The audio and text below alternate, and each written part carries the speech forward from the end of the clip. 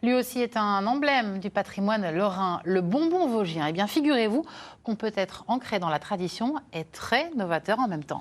Oui, à plein fin, la confiserie des Hauts-de-Vosges propose en effet désormais un bonbon sans sucre. Sacrilège, diront certains, mais la demande, elle, est bien là. Grégory Boileau, Kamel Kalfouni.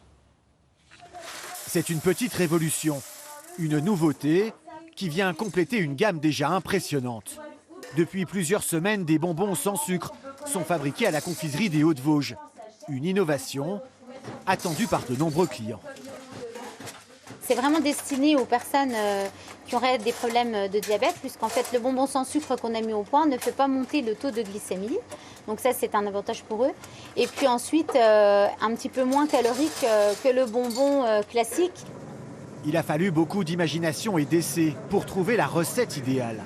2 ans de développement au total et des clients qui ont même testé des échantillons et donné leur avis. Au final, pour remplacer le sucre, le choix s'est porté sur l'isomalte, un édulcorant de la betterave. La cuisson se fait toujours dans les chaudrons en cuivre, mais les confiseurs ont dû s'adapter à cette nouvelle recette. Le temps de cuisson va être beaucoup plus long avec l'isomalte.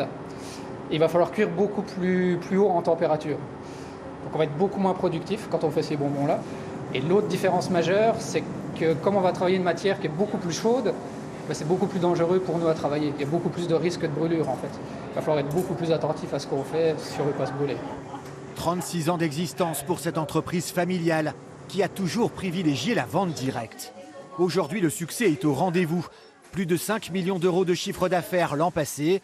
La confiserie qui n'hésite pas à lancer régulièrement de nouveaux produits. Je pense que c'est pas parce qu'on est artisan qu'on doit s'arrêter de suivre le mouvement. Au contraire, on a un monde qui change, un monde qui bouge.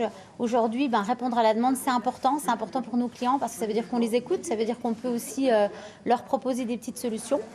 Chaque année, la confiserie attire 250 000 gourmands. Tout simplement, la 5e entreprise la plus visitée en France.